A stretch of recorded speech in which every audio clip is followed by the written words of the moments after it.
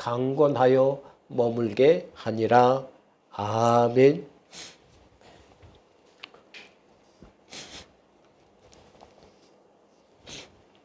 여러분, 세계에서 가장 많이 팔리고 읽힌 책은 우리가 다 알다시피 성경책입니다. 이 성경책은 시대와 나라와 환경과 상관없이 많은 사람들에게 읽혔고 가장 많이 사람들이 사고 읽은 대표적인 책이죠. 그래서 어느 시대이든지 이 성경을 읽고 감동받은 사람들로 인해서 그 시대가 풍성했어요. 위대한 믿음의 사람들이 나타날 때마다 그 시대가 하나님의 은혜에 성령의 충만함으로 가득했던 것을 우리가 볼 수 있죠. 뿐만 아니라 당시에 예수의 복음을 듣고 은혜로 받아들인 사람들이 가정에서 제자가 되고 지역에서 제자가 돼서 또 그 나라에서 하나님의 풍성한 제자가 되어서 하나님의 역사를 풍성히 일으켰던 것들을 우리가 얼마나 많이 봤는지 몰라요. 그래서 16세기, 17세기에 복음에 충격받은 사람들이 제자가 되고 또 선교사가 되어서 많이 아프리카에 가서 순교를 했어요. 또 많은 사람들이 우리나라까지 와서 순교하며 복음을 전하지 않았습니까? 그 순교의 흔적이 여러분 합정역에 가면 외국인 선교사 묘지가 있는데 얼마나 많은지 몰라요. 죽은 사람이. 그리고 한국에서 선교하다가 나는 이제 다른 나라 사람이 아니라 나는 한국 사람이다. 나는 한국에 묻혀야겠다 하고 한국에 묻힌 선교사들도 얼마나 많은지 몰라요. 그만큼 이 성경책으로 인해서 복음으로 인해서 하나님의 역사가 어느 시대든 충만했습니다. 그런데 현대 시대만을 국한해서 그럼 성경 다음으로 세계에서 사람들에게 가장 많이 팔린 책이 무엇인가 찾아보니까 마오쩌둥 어록이 제일 많이 팔렸어요. 우리는 뭐 그런 책이 다 있어?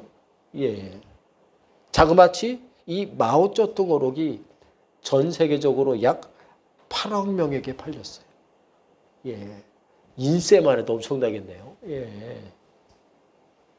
하지만 이 8억 권이나 팔렸고 세상에 두 번째로 성경 다음으로 팔렸다고 기록될 수 있지만은 이 책을 통해서 세상이 변화됐다. 우리 그렇게 말하지 않습니다.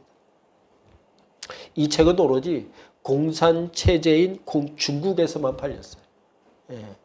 다른 나라는 이런 책이 있는지도 몰라요. 중국에서만 유명할 수밖에 없는 책이에요. 오직 중국에서만 대접받는 책이에요. 중요한 것은 이 책의 내용이 너무나 감동적이어서 중국 사람들이 8억 권이나 샀고 중국에서 귀한 대접을 받는 게 아니에요.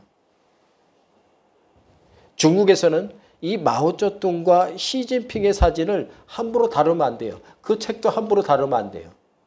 책도 어떻게 해요? 곱게 펴야 돼요. 꾸기거나 찢으면 어떻게 해요? 잡혀갑니다. 이것을 보면 개혁개방으로 먹고 사는 것과 경제적인 면이 여러분 많은 나라들보다 잘 사는 중국이 되었을지 모르지만은 그들의 체제는 우리가 알고 있는 북한의 김일성, 김정일, 김정은 그 체제와 별반 다르지 않는다는 거예요. 올림픽이 열렸다는데 어떻게 열렸는지 아직 소식도 모르겠어요. 뉴스도 잘 안 나와. 하도 기자들의 모든 것을 다 일거수일투족을 방해하느라고. 그래서 세계 어느 나라도 중국을 부러워하지 않아요. 마치 북한을 부러워하지 않듯이. 여러분 좋은 책은 저자가 죽은 후에도 사람들에게 좋은 영향, 긍정적인 영향을 미칩니다. 그런데 세상에 출판된 책을 읽고 감동받아서 인생의 방향을 바꾼 사람이 그리 많지 않아요. 그리 많지 않아요. 노벨상을 다 받았다고 사람들을 다 감동시킵니까? 아니에요. 예. 너무 어려워서 읽을 수가 없을 때가 너무 많아요. 예. 제가 고등학교 1학년 때 괴테가 쓴 젊은 베르테리의 슬픔을 읽고 얼마나 그 감수성 예민했던 그 고등학교 시절에 얼마나 마음이 우울했는지 몰라요. 야, 인생이 더덥구나. 예. 교회 다니지 않았으면 큰일 날 뻔했어요. 예. 어떤 책은 읽으면 우리를 우울하게 만들어요. 우리를 피곤하게 만들어요. 머리 아프게 만들기도 합니다. 또 생각해 보면 앞으로의 시대에서도 사람들에게 영향을 주는 책이 있긴 있겠습니다만은 그런 책들은 손에 꼽을 거예요. 예. 그렇게 큰 영향을 주지 못한다는 것이죠.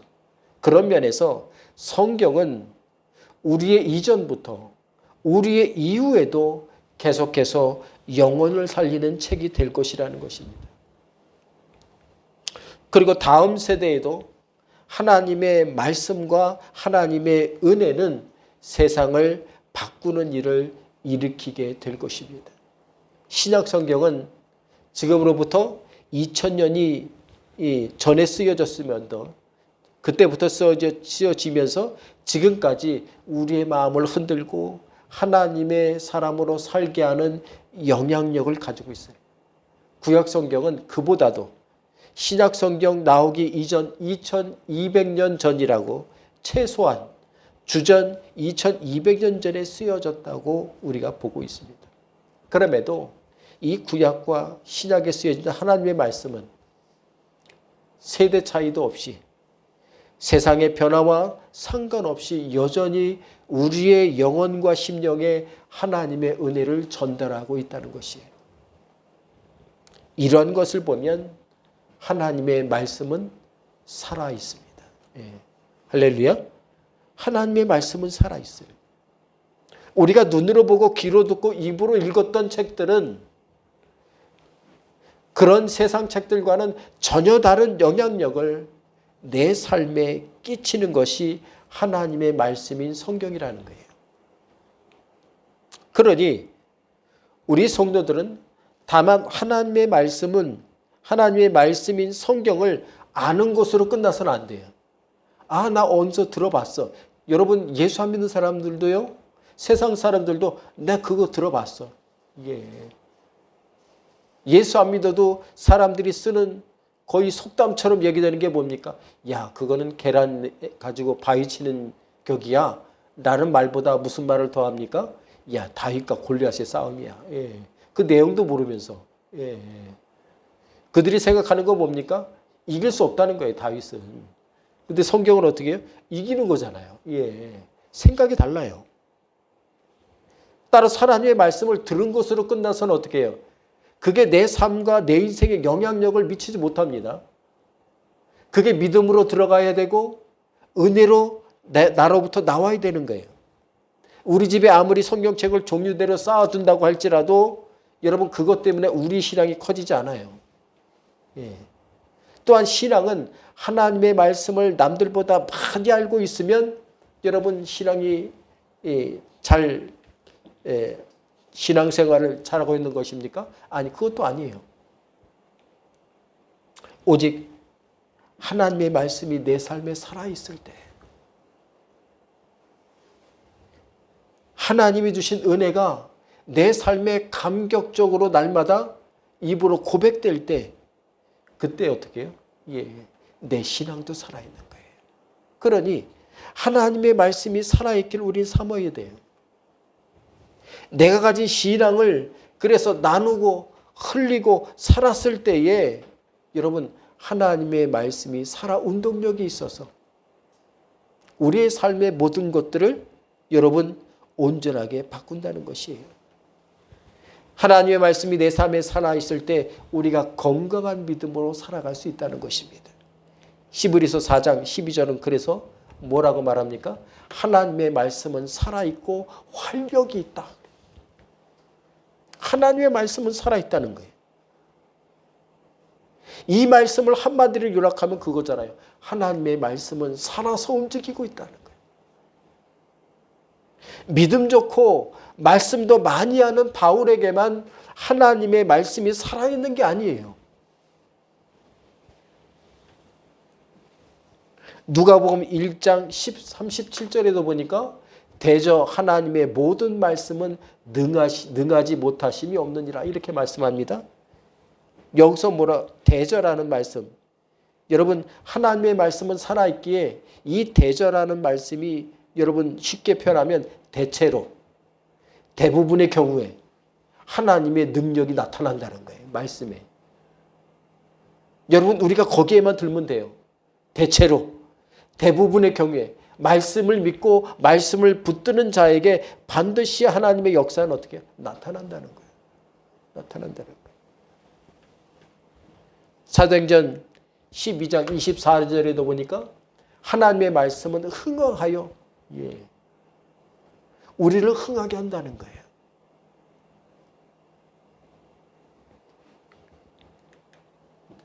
이사야서 40장 8절에도 보니까 풀은 마르고 꽃은 시드나 우리 하나님의 말씀은 영원히 서리라. 말씀이 쓰러져 있지 않아요. 항상 서 있어요. 내 삶에 서 있어야 돼요. 따라서 간절히 바라기는 우리의 신앙과 삶에 하나님의 말씀이 살아 꿈틀대기를 사모하는 성도 되시길 바랍니다. 내 삶에 말씀이 꿈틀거리고 살아있어야 돼요. 오늘 말씀을 보세요. 살아계신 하나님의 말씀을 바울로부터 듣고 예수를 영접하고 세례를 받았던 루디아가 나오는데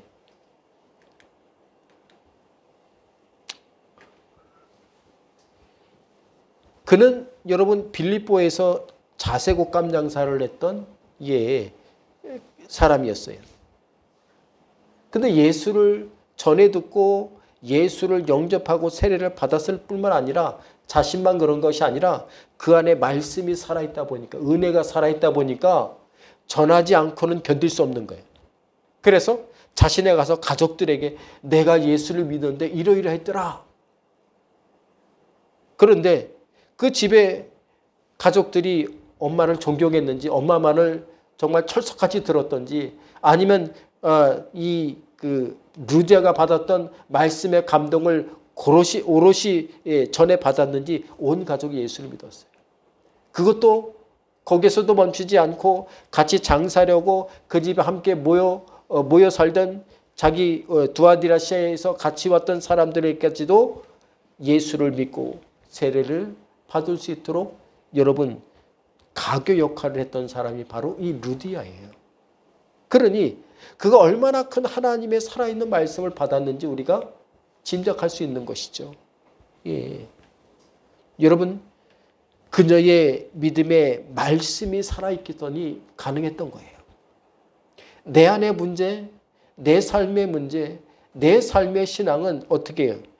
내 믿음에 하나님의 살아있는 말씀이 자꾸 내 마음에 새겨질 때에 우리가 여러분 믿음으로 사는 게 가능한 거예요. 예수와 왜 동행하려고 하느냐? 내 삶에 예수의 능력의 통로가 되어서 우리 교회와 성도들과 가정에 임하기를 바라기 때문에 그런 것입니다. 그렇게 살지 않고는 믿음대로 살기가 쉽지 않은 시대예요. 오늘 사도행전 16장 15절 마지막 부분에 뭐라고 합니까? 강권하여 머물게 아니라 이렇게 말씀을 우리에게 해주고 있습니다. 이 11절로 15절까지의 말씀을 전하면서 오늘 마지막 15절 마지막 강권하여 머물게 하니라는 말씀을 전함으로 마무리하고 새 말씀으로 다시 시작하는 다음 주가 되겠습니다. 첫 번째로 이 말씀을 통해서 첫 번째로 말씀으로 설득받았던 루디아는요. 말씀으로 설득받았던 루디아는 바울을 어떻게 설득했습니까? 예수로 설득했어요. 자기 집에 머물게 하는데 고집으로 막 붙들고 막 물고 늘어져서 머물게 한 게 아니에요. 자신은 말씀으로 바울로부터 설득받았지만은 루디아는 어떻게 해요? 예수의 이름으로 그를 설득해서 머물게 했다는 거예요. 대단하잖아요. 즉시 응용했어요. 예수 믿는 사람은요, 말씀을 들었습니까? 그걸 즉시 응용해야 돼요. 예. 기도로 응용하던, 집에서 여러분 나팔 불고 다니던 자꾸 응용하고 살아야 돼요. 앞선 사도행전 14장을 보면 16장 14절을 보면 루디아가 바울로부터 어떻게 복음을 듣고 변화되었는지에 대해서 우리에게 말합니다. 말을 듣고 있을 때 주께서 그 마음을 열어주셨기 때문이었어요. 루디아는 한 여자가 막 말을 듣고 있을 때에 주님께서 그 마음을 열었어요. 바울에게 말씀을 들을 때에 주께서 그녀의 마음을 열어주셨기 때문이라고 성경은 말해주고 있습니다. 잘 보세요. 믿음을 주셨다고 말하지 않아요, 지금. 마음만 열어주신 거예요. 예수는 누가 믿었습니까? 루디아 본인이 믿은 거예요.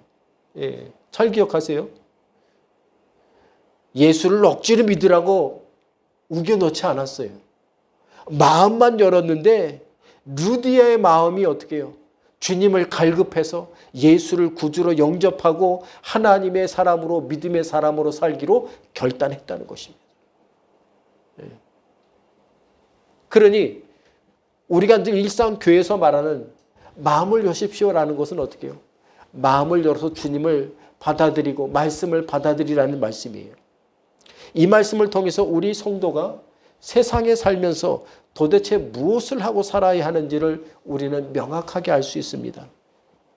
그것은 바로 성도는 살아있는 하나님의 말씀을 잘 듣고 살아야 된다는 거예요. 나를 죽이는 말을 자꾸 들으면 어떻게 해요? 우리가 자꾸 피곤해져요. 힘들어져요. 어려워져요. 나를 살리는 하나님의 말씀을 들어야 우리가 어떻게 해요? 길을 펴고 사는 거예요. 믿음 가운데, 삶 가운데 하나님의 은혜를 부르짖고 살 수 있게 된다는 거예요. 그래야 말씀이든 은혜든 설득되어 살아가잖아요. 살아있는 하나님의 말씀을 들을 때에 여러분 우리는 말씀에 설득됩니다. 맞아. 나도 저렇게 살아야지. 은혜 받습니다. 아, 하나님의 은혜가 결코 작지 않구나 하는 것을 우리는 날마다 경험하게 되는 거예요. 여러분 말씀으로 소통되지 않는 교회가 위기의 교회예요. 교회 크기와 상관없어요. 말씀으로 소통이 잘 되지 않는 교회가 위기예요. 받은 은혜가 소통되지 않는 성도의 삶은 위험합니다. 받은 은혜가 서로 소통돼야 돼요. 여러분 만약 루디아에게 복음과 말씀이 없었다면 빌립보에서의 하나님의 역사는 결코 일어나지 못했을 것입니다. 루디아뿐 아니라 성경에는 오롯이 하나님의 말씀을 듣고 구원받은 사람들로 가득합니다. 하나님의 말씀을 귀중하게 듣고 병고침 받은 사람들이 얼마나 많습니까? 장님이 눈을 뜨고 귀머거리가 귀가 열렸으며 앉은뱅이가 일어나 뛰고 걷고 찬양했으며 문든 병자가 낫고 열병이 물러나는 역사가 일어났잖아요. 예수께서 제자로 부른 12명의 사람들은 예수의 소문을 듣고 제자가 된 게 아니에요. 주님의 말씀을 듣고 그 말씀에 설득되고 은혜에 설득되어서 예수의 제자가 되기로 자원한 사람들 아닙니까? 그러니 성도에게 있어 말씀을 제대로 듣고 산다는 것은 너무나 중요합니다. 오늘 이 빌립보에서 첫 번째 예수 그리스도인이 됐던 루디아는 바로 말씀을 제대로 들었던 덕분에 어떻게 해요? 신나게 믿음으로 살아가는 그런 믿음의 사람이 됐어요. 제대로 듣는 말씀 속에는 구원이 있습니다. 우리가 말씀을 제대로 들으면 은혜를 받아요. 말씀 속에 여러분 감동된 사람은 여러분 삶에서 회복됩니다. 인생에서 회복돼요. 병에서 회복돼요. 그런 능력이 바로 말씀 안에 있는 것입니다. 귀신을 쫓아낼 때도 어떻게 해요? 예수의 이름으로 말씀으로 쫓아내는 거예요. 7길로 물러갈 치요다. 우리가 예수의 이름으로 구하는 거예요. 여러분 하나님의 말씀 속에는 그래서 세상 사람이고 죄의 사람인 우리를 예수의 사람으로 만드는 능력이 있어요. 믿음의 사람으로 인도하는 능력이 있어요. 은혜의 사람으로 살게 하는 놀라운 성령의 능력이 바로 그 말씀 안에 있다는 것입니다. 때문에 우리는 말씀을 제대로 들어야 돼요. 잘 들어야 됩니다. 그래야 말씀에 자꾸 설득되어 살든 말씀으로 받은 은혜로 누군가를 설득하고 살 수 있는 믿음의 사람이 될 수 있는 것이에요. 예. 우리 친구 목사님이 월요일날 같이 식사를 하자고 갔는데 우리가 평소 먹지 않던 좋은 레스토랑을 데려갔어요. 파주에 있는 벙커힐이라고 딱 한 번 가봤는데 그 먹고 사시면서 그분이 그러는 거예요. 목사님도 함께 저랑 예수 동행 일기에 같이 참여했으면 좋겠습니다. 기꺼이 제가 하죠. 뭐. 예. 주님과 동행하자는데. 예. 그분들의 큐티한 것들을 제가 쭉 보니까 너무 은혜가 되는 거예요. 야, 이분 이런 사정이 있구나. 저분은 저런 사정이 있구나. 그러면서 기도하게 되는 거예요.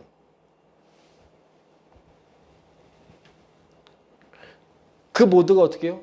말씀에 설득되고 예수에 설득되고 살고자 하는 목회자들의 어떤 몸부림 아니겠어요? 그게. 예. 자생옥갑 장사했던 루디아를 보시기 바랍니다. 그녀는 하나님의 말씀을 전문적으로 해석하고 들을 수 있는 서기관이나 제사장이 아니었어요. 그죠? 그는 이방인으로 하나님을 섬기고자 해서 늘 냉대받던 사람 아니었습니까? 그러니까 말씀을 제대로 알 리가 없어요. 그녀의 장기와 특기는 고급 옷감인 이 자색 옷감을 빌립보에 사는 왕족과 로마인들, 귀족들에게 전문적으로 파는 상수를 가지고 있던 상인의 달란트를 가진 사람이었어요. 그런 루디아도 복음의 말씀을 들었더니 그 마음이 열려서 말씀에 설득되고 예수에 설득되어 주님의 제자가 되고 주의 성도가 되는 역사가 일어났다는 거예요. 그러니 성도 여러분, 우리는 할 수만 있다면 하나님의 말씀을 날마다 듣고 보고 묵상하고 살아야 돼요. 여러분, 내가 보지 않는데, 내가 듣지 않는데, 내가 묵상하지 않는데 어떻게 하나님의 말씀이 내 삶에 살아 꿈틀댈 수 있겠습니까?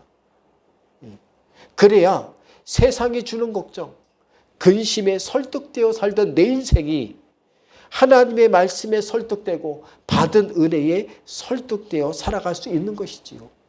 예. 심주일 목사라는 분이 계십니다. 이분은 북한에서 잘 나가는 정치장교였어요. 평양에 살면서 여러분 정치장교로 누릴 거 다 누리고 살던 사람이에요. 근데 그 보이부에 있는 한 친구가 중국에 갔다가 거기 있는 사람들에게 빼앗은 책 2권을 가지고 선물해 줬는데 그 한 책은 바로 우리나라의 그 잡지인 과학동화라는 책 한 권하고 또 하나는 라이프 성경이라는 책 2권을 선물해 줬어요. 정치장교니까 누구 눈치 안 보고 다 받은 것이죠. 과학동화라는 책을 보고 그는 알았어요. 한국이 얼마나 잘 사는지. 이 책을 보니까 알겠어요. 예. 근데 라이프 성경책은 첫 장부터 태초에 하나님이 천지를 창조하셨다는 말씀을 읽고는 현실과 너무 동떨어진 내용 때문에 어떻게 해요? 야, 이거는 나하고는 안 맞겠다 하고 내버려뒀어요. 근데 친구가 준 책이니 친구가 그 책 읽고 어땠냐고 물어보면 대답은 해줘야 되잖아요. 그래서 한 번은 읽어야겠다 그러고 마음 잡고 어떻게 해요? 읽기 시작했어요. 새벽에 읽고 밤에는 이불 속에서 읽고 그렇게 책을 읽었어요. 책을 다 읽고 나서 그가 깨닫기를 어떻게 깨달았습니까? 이 책이 보통 책은 아니구나라는 걸 깨달았어요. 예수를 믿었다는 게 아니에요. 이 책이 보통 책이 아니라는 것을 깨달은 거예요. 이후에 우리나라의 중령 계급에 해당하는 보장된 생활을 버리고 평양을 떠나 한국에 들어오려고 중국으로 탈북을 했습니다. 그리고 한국에 오기까지 7개월이 걸렸는데 그 7개월 동안 중국에서 성경을 17번 읽었다고 그래요. 그리고 한국에 들어오자마자 어떻게 해요? 예, 자유를 누리고 마음껏 먹고 북한에서 잘 먹고 잘 살았어요. 이분이 한국에 온 이유는 어떻게 해요? 하나님을 더 잘 알기 위해서. 살아계신 하나님의 말씀을 배우기 온 거예요. 그래서 신학교를 졸업하고 지금 부천에 창조교회라는 교회를 세우고 한국어를 어떻게 해요? 한국어가 북한 사람들이 성경을 읽기에 좀 어려워요. 그래서 북한 말로 성경을 번역하는 일을 지금 하고 있어요. 예, 북한 사람이 누구나 잘 읽을 수 있게. 여러분, 누가 가서 전도하지 않아도 하나님의 말씀은 살아있습니다. 살아있어요. 말씀이 내 마음과 삶에 있으면 나만 변화시키는 게 아니에요.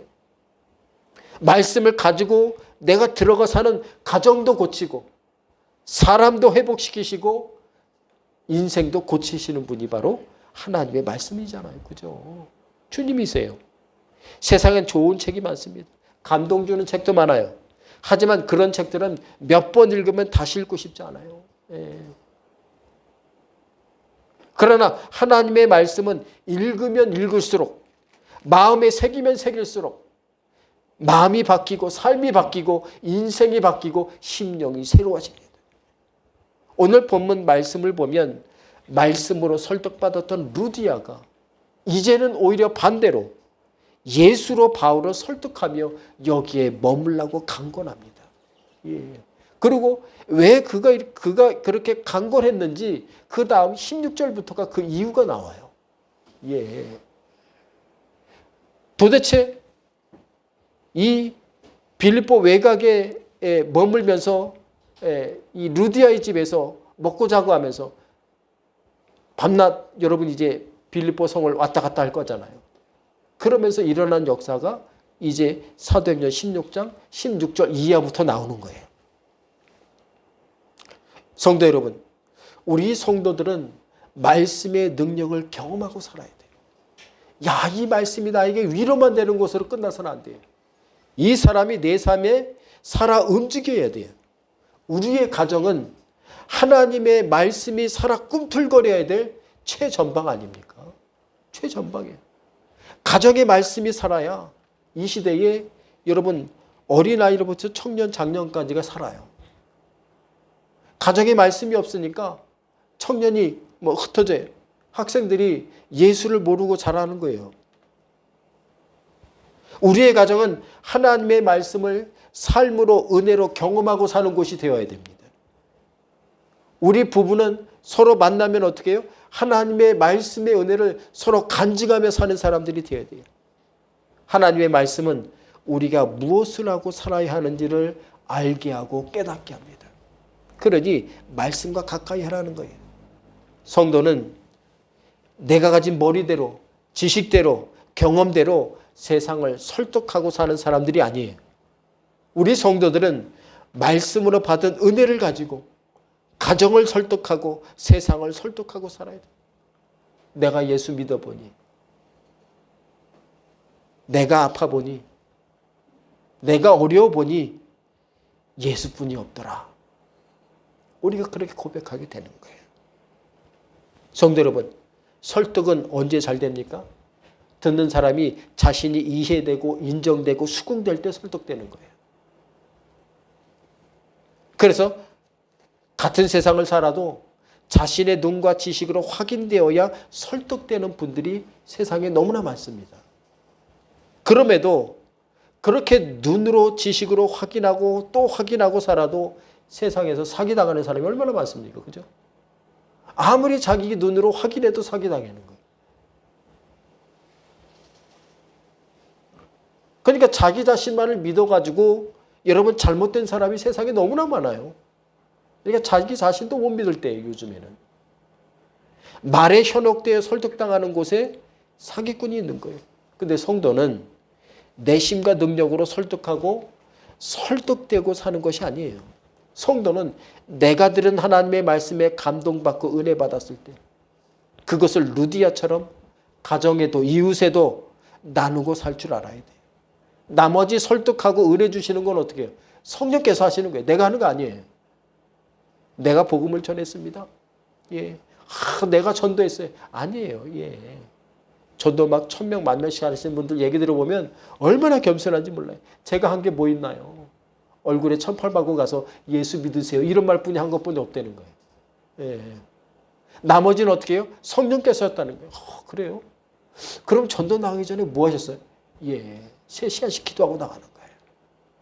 말씀 읽고 묵상하고 말씀 읽고 사모하고 그러고 나가서 뜨거운 살아있는 하나님의 말씀을 가지고 예수 믿으세요 했더니 그게 감동이 되는 거예요. 오늘 루디아를 보시기 바랍니다. 그녀는 바울로부터 지금 복음을 듣고 예수를 믿었어요. 주님의 말씀에 설득된 지 얼마 되지도 않았어요. 주님께 마음을 열고 산 지 얼마 되지도 않았어요. 그런데 자신이 받은 말씀과 은혜가 살아있었기에 다시 그것을 바울에게 어떻게 해요? 설득하여 자기 집에 강건하게 머물게 하는 여러분 놀라운 사람이 되는 거예요. 여러분 성경에 바울을 말로 설득해서 이긴 사람은 몇 안 나와요. 그 중에 한 사람이 루디아인 거예요. 네, 얼마나 은혜 받았습니까? 그가. 여러분 당시대 사람들이 순수해서 그렇습니까? 아니에요. 이 시대도 순수한 사람 많아요. 시대와 상관없이 악한 사람은 항상 있어요.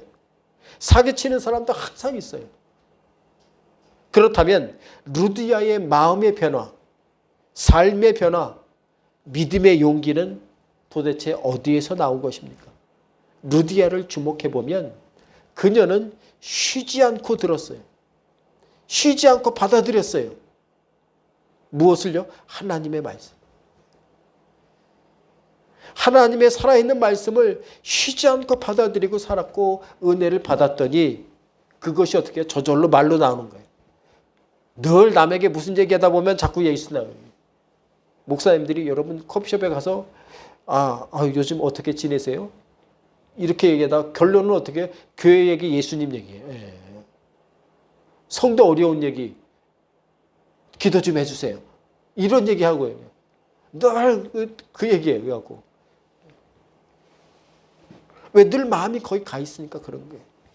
여러분 사람이 아무리 큰 능력과 시력과 지식을 가지고 있어도 그것을 쓰지 않으면 누구도 설득하고 살 수 없어요. 좋은 눈을 가지고 뭐합니까? 그 눈 가지고 여러분 세상 쾌락에 쓴다면 그 눈은 어떻게 해요? 예, 올바르게 쓰임받는 게 아니에요.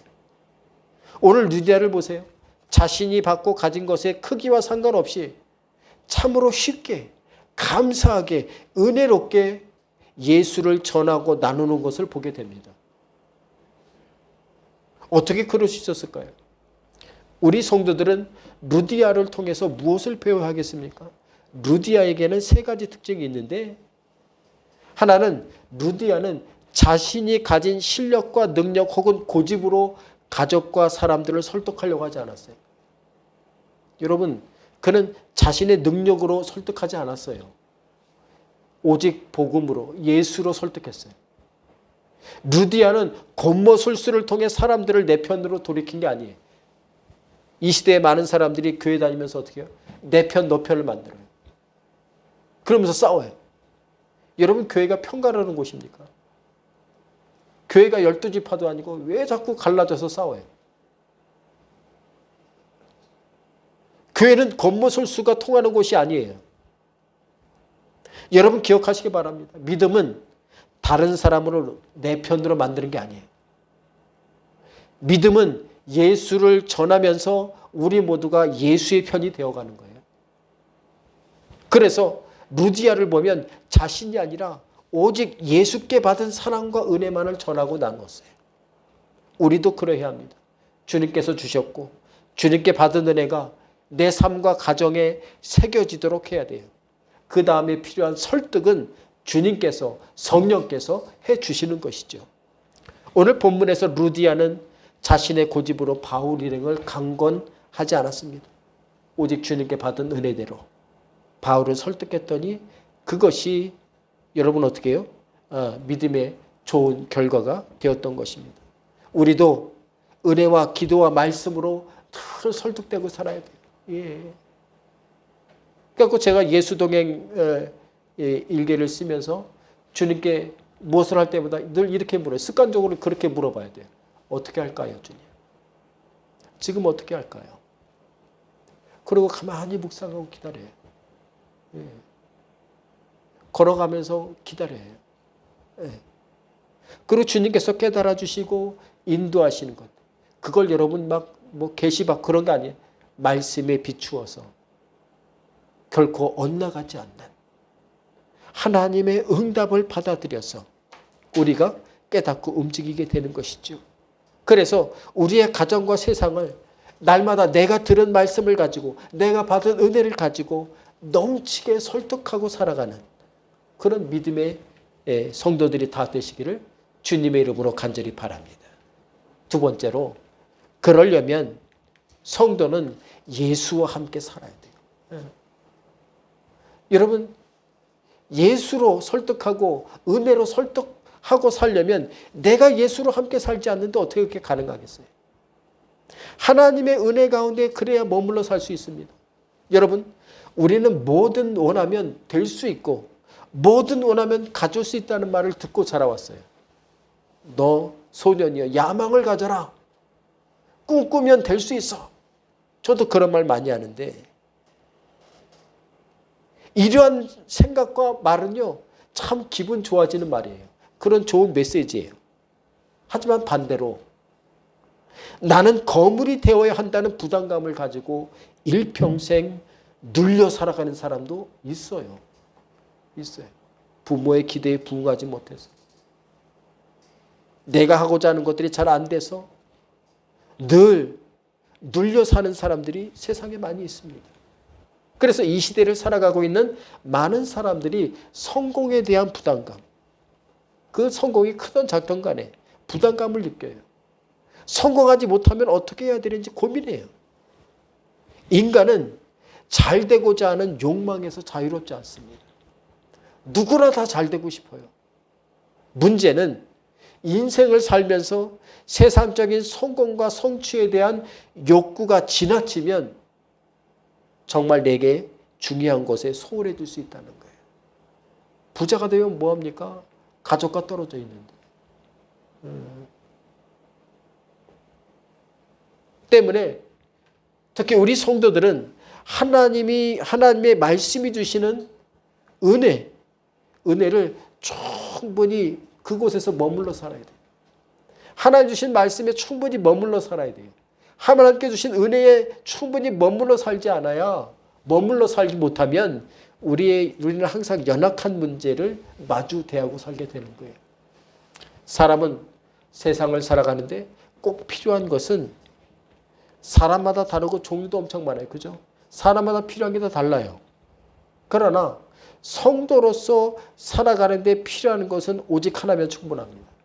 성도는 하나님의 말씀에 충분히 머물러 살면 하나님이 주시는 은혜를 충분히 누리고 살게 된다는 것이에요. 세상을 보세요. 스스로 인생을 방치하고 팽개치고 사는 사람들이 많아요. 될 대로 되라지. 난 지금 내가 하고 싶은 걸 할 거야. 그런데 세상은 그렇다 치더라도 우리 예수를 믿는 사람들은 어떻게 살아가는 거예요? 우리 예수 믿는 사람들은 어떻게 살기에 이 시대에 많은 신앙인들이 왜 이렇게 헐벗은 신앙생활을 하고 있나요? 너무 가난하게 신앙생활을 해요. 육체적으로, 재정적으로 가난한 걸 말하는 게 아니에요. 신앙이 헐벗었어요. 예수를 믿는데 왜 이렇게 걱정과 근심에 머물러 살고 있을 때가 많습니까? 그 이유는 단순합니다. 우리가 하나님을 충분히 찾고 살고 있지 않기 때문에 그런 거예요. 하나님을 찾고 살지 않는데 헐벗을 수밖에 없는 거예요. 우리가 필요한 만큼 우리는 어떻게 해요? 하나님과 함께 해야 돼요. 예수와 함께 해야 돼요. 하나님의 말씀에 귀 기울여 들어야 돼요.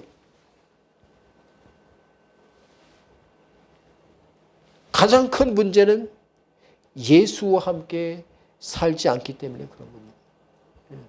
그러니 예수의 능력이 나타날 기회가 없는 거예요. 여러분, 내가 일주일의 일상을 살아가는 동안에 예수님의 이름을 얼마나 불러보셨습니까?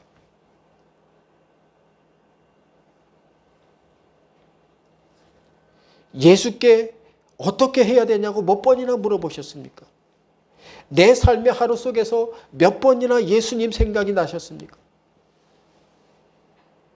내 삶의 걱정거리들이 기도로 바뀌고 은혜로 바뀌려면 내 일상이 예수에 머물러야 합니다. 그렇지 않으면 우리의 신앙은 언제라도 금방 시베리아처럼 금방 식어요. 시베리아는 40도 50도라요. 예. 밖에 남자들이 화장실 갔으면 그게 고드름이 된다는 거예요. 그냥 금방. 언제든지 우리를 얼어버릴 준비가 돼 있어요. 신앙은 더 그렇습니다. 내가 신앙을 잃어버리고 예수와 함께하지 않으면, 예수와 머물지 않으면 우리의 신앙은 언제든지 시베리아 벌판이 되는 거예요. 그러니 내 영혼이 하나님과 풍성히 교제할 수 있도록 우리는 예수를 찾았고 예수를 부르짖고 살아야 돼요. 예수님께 어떻게 할까요? 수시로 묻고 살아야 돼요. 수백 번 물어도 친구들한테 이건 어때? 이건 어떻게 할까 물어보면 친구들은 귀찮아요. 예, 아무리 친해도 그것도 한두 번이죠. 예수님은 제일 좋아하세요. 예수님을 제일 좋아하세요. 어떻게 할까요? 그래, 잠깐만 기다려. 내가 방법을 찾아볼게. 우리는 예수 곁에서 시도 때도 없이 머물러 살면서 어떻게 해요? 자꾸 물어봐야 돼요. 그러면 우리는 저절로 예수 곁에 머물러 살게 된다는 거예요. 하나님이 주신 말씀과 내가 받은 은혜에 우리는 자꾸 관심을 가지고 묵상하고 살아가면 예수님은 저절로 내 곁에 머물러 계심을 날마다 경험하고 체험하게 될 것이에요.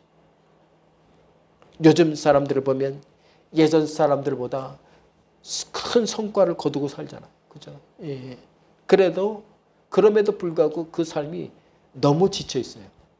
예전에 여러분 토요일까지도 일했잖아요. 저희 어르신들은 토요일까지 일하고 일요일 날도 막 특근하느라고 얼굴 보기 힘든 엄마 아빠들이 얼마나 많았습니까? 저희는 그런 세대에 살았습니다마는 그럼에도 불구하고 어머니 아버지가 집에 들어오면 지쳤음에도 늘 얼굴을 활짝 웃으며 야, 우리 아들, 예, 우리 자녀들만 잘 되면 되지, 이렇게 웃었는데 이 시대의 사람들을 보면 어떻게 해요? 예전보다는 편하게 일하고 예전보다는 더 큰 성과를 누리고 살아감에도 불구하고 그 삶을 보면 늘 지쳐 있어요. 늘 피곤해. 늘 억울해. 얼굴에 힘들고 피곤함이 잔뜩 묻어 있어요. 마음은 항상 상처로 델밴드가 붙여 있는 것처럼 늘 상한 가운데 살아가는 것을 보게 됩니다. 우리 성도들은 내 영혼을 위해 주님 곁에 머물러 살아야 합니다. 내 인생을 위해 주의 말씀 곁에 머물러 사시길 바랍니다. 내 가정을 위해 은혜 곁에 살기를 우리는 사모해야 됩니다. 예수와 함께 여러분 머물러 살길 바랍니다. 하나님께서는 그 찾는 자들을 어떻게 해요? 그 찾아오는 그 백성들의 상한 마음을 어떻게 만져주세요. 어루만져주세요. 그 영혼을 만져주세요. 하나님께서는 은혜를 받아 위로로 쉬지 않도록 하십니다. 예, 은혜가 쉬지 않게 만들어요. 위로를 쉬지 않도록 부어주세요. 하나님께서는 믿음을 가지고 기도하는 사람들을 지금도 찾고 계십니다. 우리가 살아가는 인생에서 이것이 중요해지고 대접받게 되길 바랍니다. 성도는 이런 걸로 대접받아요. 우리 교회가 내가 예수 믿은 지 30년 40년 됐어. 이런 게 자랑이 돼서는 안 돼요. 주님의 갈급함을, 주님의 목마름을, 주님께 머무름을 우리는 자랑하고 살아야 돼요. 잊지 마시기 바랍니다. 성도는 내가 하나님께 사랑받고 있다는 것을 머리로만 알고 살아서는 안 돼요. 내가 주님이 나를 사랑하심을 삶에서 만나고 경험하고 살아야 돼요. 사탄은 우리에게 가볍게 여겨야 할 것을 중요하게 여기고 살아요. 실패한 것, 낙심한 것, 근심한 것, 부족한 것, 이런 것들을 자꾸 마음에 중요하게 여겨요.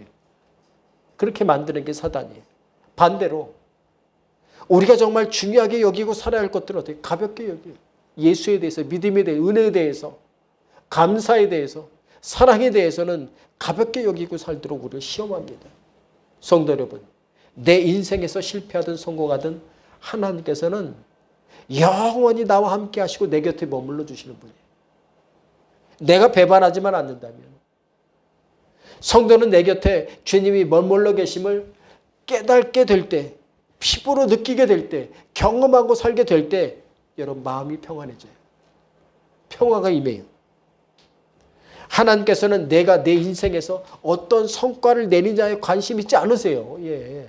절대 내가 예수 잘 믿고 좀 성공해서 그리고 교회 나올게, 그런 말 하지 마세요. 예.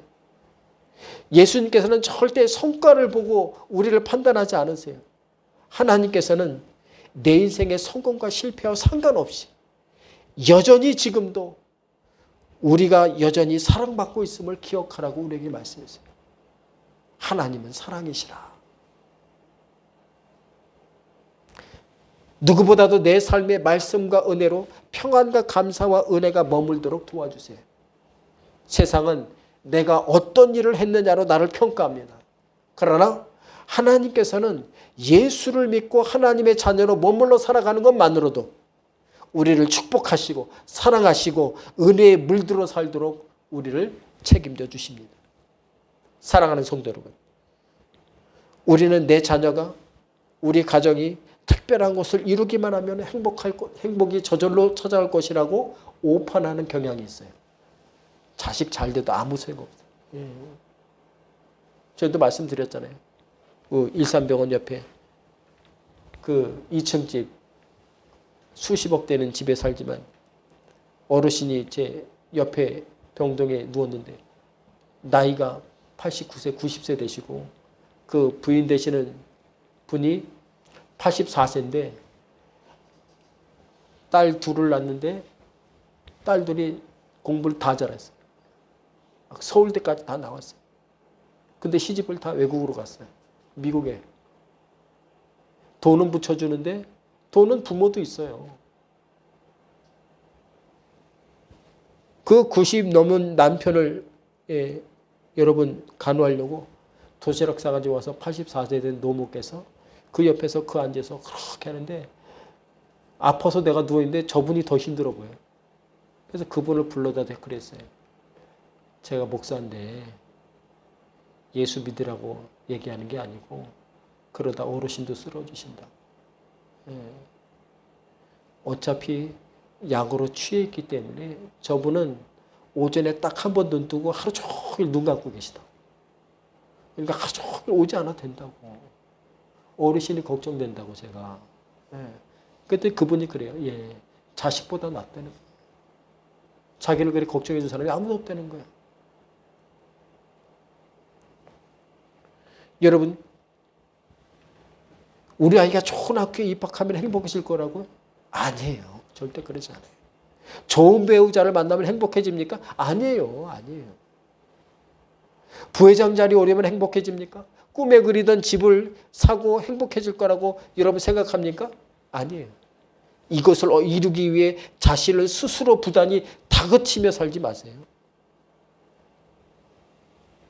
그렇게 자신을 다그치고 괴롭게 인생을 살면 여러분 행복하지 않아요. 행복이 결코 느껴지지 않아요. 내 인생은 더 피곤해져요. 그러니 세상을 지금보다 더 많이 일하려고 애쓰지 마세요. 여러분 밤낮없이 축독 일하다가 저도 병 들었잖아요. 목사도 병 들어요. 암 걸리잖아요. 그걸 듣고 제가 회개한 게 뭡니까? 하나님 주신 몸을 제가 너무 막 썼군요. 죄송합니다.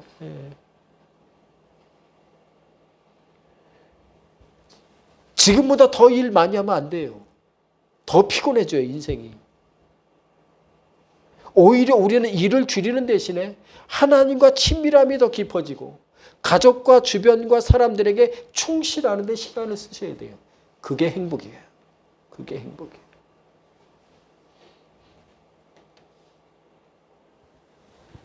이 시대의 문제는 내가 일을 너무 적게 해서가 오는 게 아니에요. 오히려 하나님과 가정을 돌아볼 수 없을 만큼 너무 일을 많이 하고 고민을 사서하고 근심을 당겨하기 때문에 영혼이 가라고 심령이 상하는 거예요. 오늘 본문에 나오는 루디아가 왜 이렇게 즐겁습니까? 전에는 어떻게 해요? 죽도록 장사하느라고 성공하느라고 목매느라고 살았는데 예수 믿고 보니까 그게 아닌 거예요. 그게 아닌 거예요. 야, 예수 믿으니 이렇게 기쁜데. 예수 믿기 전엔 그가 어떻게 살았습니까? 어디에 내놔도 자기 힘으로 충분히 살 수 있는 그런 능력자였어요. 자신의 힘으로 가정과 세상을 잘 경영하고 살았던 사람이었어요. 그런데 예수 믿고 난 후에 루디아는 지금 어떻게 살아가려고 하고 있습니까? 주님과 함께 머물러 살아야겠다. 장사하는 사람이 얼마나 계산 빠릅니까? 계산해 보니까 예수 믿는 게 더 수지 맞는 거야. 예수 믿는 게 수지 맞는 거야. 주님께 머물러 사는 게 더 좋은 거예요. 세상을 피곤하게 살지 않고 은혜에 머물러 사는 게 복되다는 걸 알게 되는 거예요. 여러분, 주님 없이 결정하고 결단하고 용기 내어 살아갈 때 성도에게 위기예요. 반대로 주님과 함께 살 때, 기도에 머물러 말씀에 머물러 예배에 머물러 살아갈 때 그때 결단하세요. 그때 용기 내세요. 그럴 때 어떻게 해요? 성도의 능력이, 제자의 은혜가 거기에서 넘쳐 흐르게 되는 것입니다. 이제 2월달을 시작합니다. 주님 곁에서 주님의 뜻과 은혜를 간절히 구하고 만나며 동행하고 살아가는 데 부족함이 없는 우리 모든 성도 되시기를 주님의 이름으로 간절히 바랍니다. 기도하겠습니다.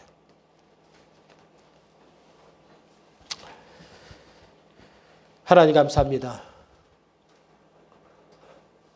세상이 주고 사람들이 주는, 세상은 이렇게 살아야 된다는 것에 늘 설득되어 살아가던 우리들, 주의 말씀을 마주하고 예수의 복음을 마주하며 복음에 설득되어 세상은 예수와 함께 살아야 된다. 예수의 은혜 가운데 살아야 된다. 말씀에 설득되어 살아간다는 것을 깨닫게 됩니다. 주님, 이 마음 이 한 주간 동안 변치 않게 하시고 날마다 하나님의 은혜가 우리 안에 충만하도록 주여 도와 주옵소서.